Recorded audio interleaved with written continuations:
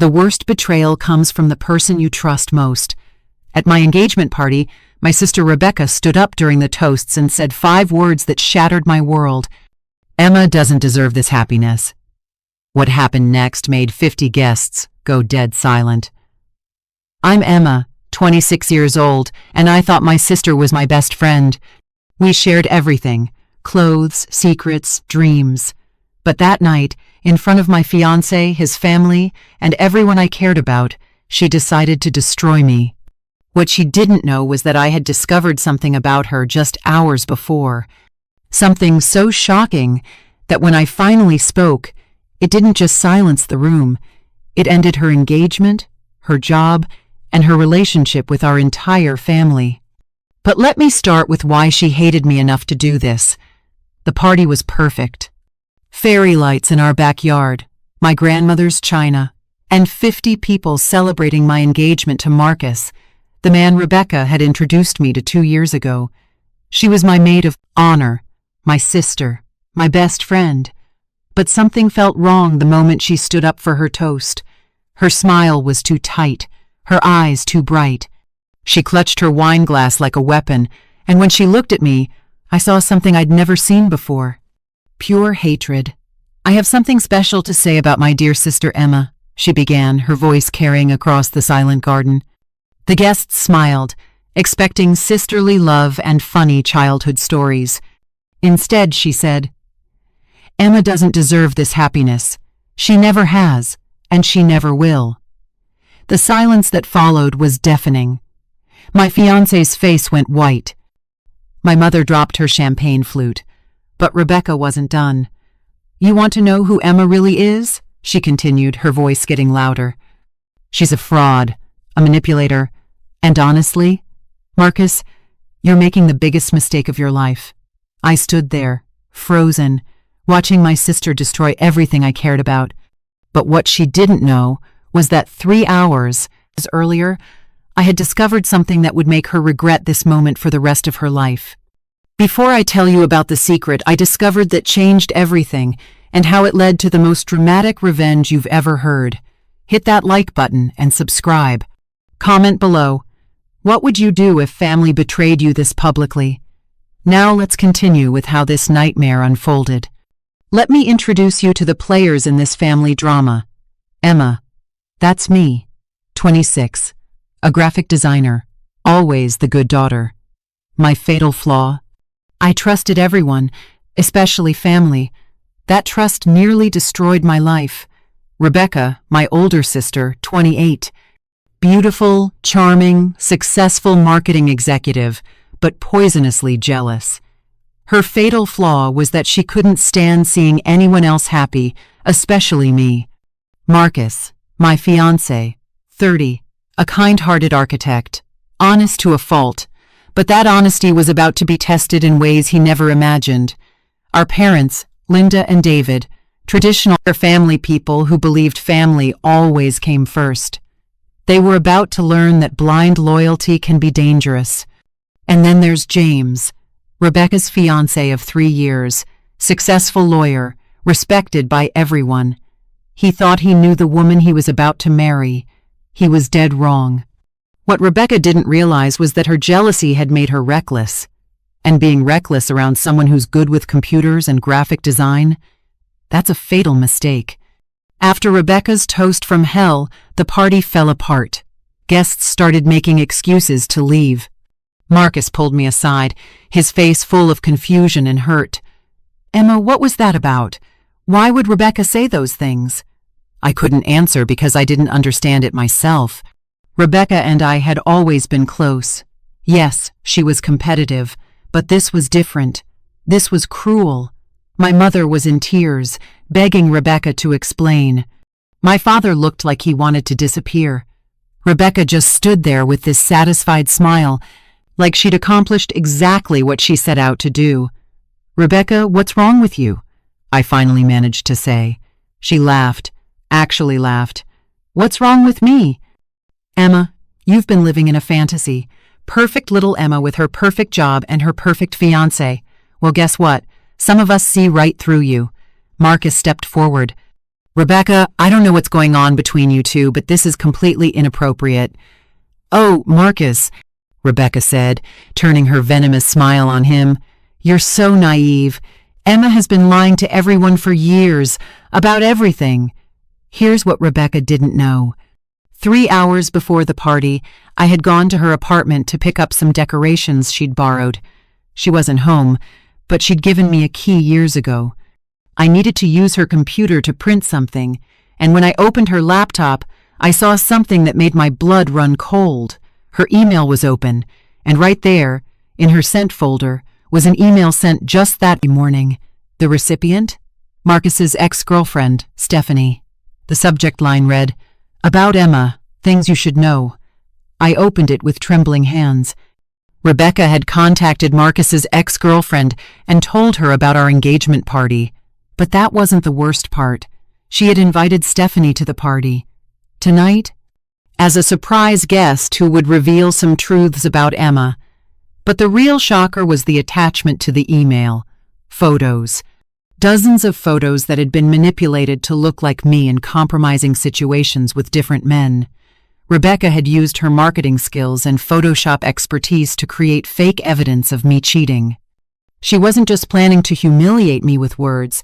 She had invited Marcus's jealous ex-girlfriend to show up with fake proof that I was unfaithful. But that email was just the beginning.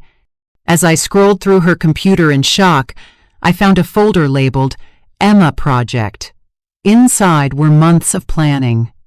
Screenshots of my social media posts with cruel commentary. A detailed timeline of my relationship with Marcus. Notes about his insecurities and how to exploit them. Rebecca hadn't just decided to destroy me on a whim. This was calculated, planned. She had been sabotaging my happiness for months. And then I found the most devastating thing of all, a voice recording app with files dating back 6 months. I clicked on the most recent one and heard my sister's voice. Day 127 of Operation Emma Takedown. Marcus is starting to doubt himself about the wedding. I've been making little comments about Emma being secretive, staying late at work, being on her phone too much. Tonight is the big night. Stephanie agreed to come and expose Emma with the photos I made. After tonight, Emma will have nothing, and she'll finally know how it feels to lose everything you care about. There were dozens of these recordings.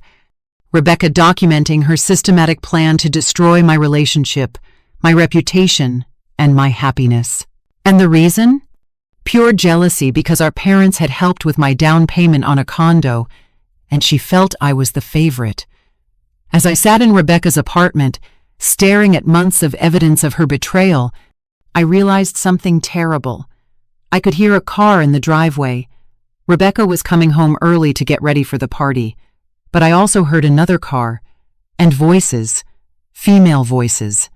I looked out the window and saw Rebecca walking toward the front door with someone I recognized from photos, Stephanie, Marcus's ex-girlfriend. They were laughing together like old friends. I quickly forwarded all the evidence to my own email and deleted the sent items from Rebecca's account. Then I hid in the guest room and listened as they planned their attack on me. The photos look perfect, Stephanie said. No one will be able to tell they're fake. I know, Rebecca replied. I spent weeks on them. By the end of tonight, Emma will be humiliated. Marcus will dump her, and she'll finally understand that some people don't deserve happiness. That's when I understood the true scope of her plan. This wasn't just about ruining my engagement party. Rebecca and Stephanie had conspired to destroy my entire life. But they had made one crucial mistake. They didn't know I had found everything. I snuck out of Rebecca's apartment and went home to prepare for my own party. But now I was prepared for war. I printed out everything. The emails, the photos, the voice recordings transcribed to text. I made copies and put them in a folder. Then I did something that would change everything. I called James, Rebecca's fiancé, and asked him to come to the party early. I told him I had something important to discuss about Rebecca that couldn't wait.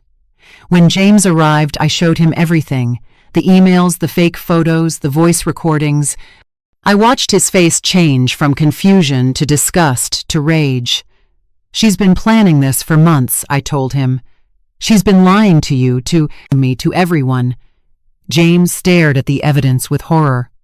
Emma, this is psychotic. How could she do this to her own sister? I don't know, I said. But tonight, everyone's going to find out who Rebecca really is. James was supposed to give a toast, too, as Rebecca's fiancé. Instead, he agreed to help me expose the truth. After Rebecca's cruel toast, the party was in chaos. Guests were whispering, my parents were mortified, and Marcus looked like he wanted to disappear. But I had prepared for this moment. Thank you for that. Interesting toast, Rebecca, I said, standing up with my own wine glass. I have some things to say, too. Rebecca looked pleased, thinking she had already won. The guests turned their attention to me, probably expecting me to either break down crying or defend myself weakly. Instead, I smiled. You know, it's funny Rebecca mentioned that I don't deserve happiness, I began. Because just a few hours ago I discovered something that made me realize some people will do absolutely anything to take happiness away from others. Rebecca's confident expression started to falter. James, I said, turning to my sister's fiancé, would you mind helping me with something? James stepped forward, his face grim. Of course, Emma. I pulled out a folder and handed it to him. Would you mind reading what my sister wrote in her email this morning? The color drained from Rebecca's face. Emma, what are you doing? James opened the folder and began reading aloud. About Emma, things you should know. Stephanie, thanks for agreeing to help destroy my sister's engagement party. The attached photos should be enough to convince everyone that Emma is a cheater. The entire backyard went silent. You could hear a pin drop. Those photos are fake, I announced clearly. Rebecca spent weeks photoshopping my face onto other women's bodies to make it look like I was unfaithful to Marcus. Gasps rippled through the crowd. Marcus stared at me in shock, then at Rebecca in horror. But I wasn't done. James, would you mind playing the voice recording from Rebecca's phone? Rebecca started to stand up. You had no right to go through my things. Actually, I said calmly, you left your computer unlocked when you invited your conspiracy partner over to plan my destruction. James pressed play on his phone, and Rebecca's voice filled the backyard. Day 127 of Operation Emma Takedown. Marcus is starting to doubt himself about the wedding. I've been making little comments about Emma being secretive. The recording played for 30 seconds, but it felt like an eternity. When it finished, the silence was deafening. My mother stood up slowly, staring at Rebecca with an expression of complete horror. Rebecca Marie, what have you done? But the best part was still coming. The uninvited guest arrives right on schedule. A car pulled up in the driveway. Stephanie, Marcus's ex-girlfriend, walked into our backyard carrying a manila envelope, looking confident and ready to destroy my life. She hadn't gotten the memo that her plan had already been exposed. Sorry I'm late. Stephanie called out cheerfully. Rebecca, I have those photos we discussed. She stopped mid-sentence when she saw everyone staring at her in silence. Stephanie, Marcus said slowly. What photos? The realization dawned on her face as she looked around the silent, shocked faces of our guests. Oh, she said quietly. Oh no. Yes, oh no, I said. Everyone, meet Stephanie, my sister's co-conspirator, in trying to destroy my engagement with fake evidence. Stephanie turned to run, but James blocked her path. I think everyone deserves to see what you two created, he said grimly. I took the envelope from Stephanie's hands and pulled out the doctored photos. I held them up for everyone to see. These are photoshopped images designed to make it look like I was cheating on Marcus, I announced. Rebecca created them, and Stephanie agreed to present them as evidence tonight. The gasps from the crowd were audible. My grandmother actually said, "Oh my stars," out loud. But Rebecca still wasn't ready to give up. You don't understand, she screamed. Emma has always been the favorite. She gets everything. The help with her condo, the perfect boyfriend, everyone's attention. What about me? When is it my turn? The silence that followed was deafening. My father stood up slowly. Rebecca, we helped Emma with her down payment because she asked for help and had a solid financial plan. You never asked for help. You just assumed we favored her. And even if that were true, my mother added, her voice shaking with anger, that doesn't justify this. This is sick, Rebecca.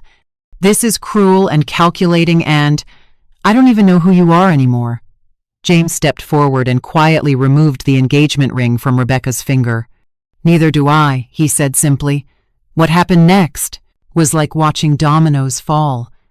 Rebecca's boss was at the party, a family friend who owned the marketing firm where she worked. He approached me quietly. Emma, if Rebecca is capable of this level of manipulation and deception in her personal life, I can't trust her in my business. She's fired. Stephanie fled the party in tears, but not before Marcus told her exactly what he thought of people who help destroy innocent relationships. Our extended family, aunts, uncles, cousins who had witnessed the whole thing, were in shock. My cousin Sarah, who had always looked up to Rebecca, actually said, I can't believe I wanted to be like her. But the most powerful moment was when my parents took me aside. Emma, my mother said, tears in her eyes, we are so sorry. We had no idea Rebecca was capable of this kind of cruelty. My father, who rarely showed emotion, actually hugged me. You handled this with more grace than Rebecca deserved. We're proud of you for standing up for yourself. The party didn't resume. How could it? Marcus was shaken but relieved. Emma, I can't believe your own sister would try to destroy us like this. But the way you handled it, I've never been more sure that you're the person I want to marry. Rebecca left that night in disgrace. No job, no fiancé, no family support, and a reputation in ruins. But the story doesn't end there. Rebecca tried to rebuild her life, but in a small town, word travels fast. She couldn't get another job in marketing. James refused all her attempts to contact him. Even her friends distanced themselves when they learned what she had done. She eventually moved to another state, but not before our paths crossed one more time. I was having coffee with Marcus when she approached our table, looking thin and tired. Emma, she said quietly, I need to apologize. I looked at her, really looked at her. The sister who had shared my childhood, who I had trusted completely, who had tried to destroy everything I cared about. Rebecca, you spent months planning to humiliate me in front of everyone I love. You created fake evidence to destroy my relationship. You conspired with Marcus's ex-girlfriend to hurt us both. And your reason was that you thought our parents favored me? She nodded, tears in her eyes. I was jealous. I was angry. I felt overlooked and you decided to destroy me instead of talking to me, I finished. Instead of having an honest conversation about feeling left out, you chose cruelty. I know, she whispered. I know, and I'm sorry. I'm so sorry, Emma. I took a deep breath. Rebecca, I forgive you because holding on to anger would hurt me more than you. But forgiveness doesn't mean reconciliation. What you did showed me who you really are, and I can't have that kind of person in my life. She nodded and walked away.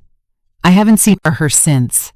The people who know you best have the power to hurt you most, but they also reveal their true character in how they choose to use that power. That night taught me that trust isn't about blood relations or shared history. It's about consistent character and genuine love. Rebecca showed me that some people will destroy others to make themselves feel better, and recognizing that isn't family disloyalty, it's self-protection.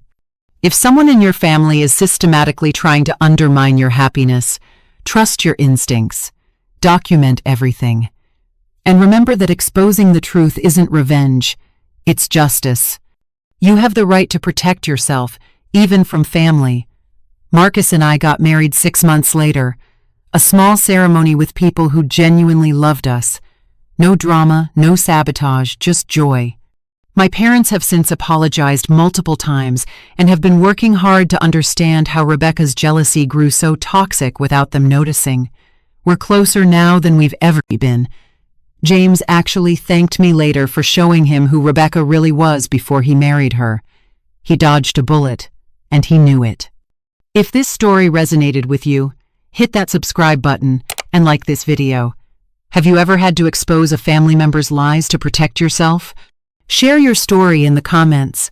You're not alone sometimes. The people who claim to love you are the ones actively working to destroy you. Trust actions, not words. Document everything.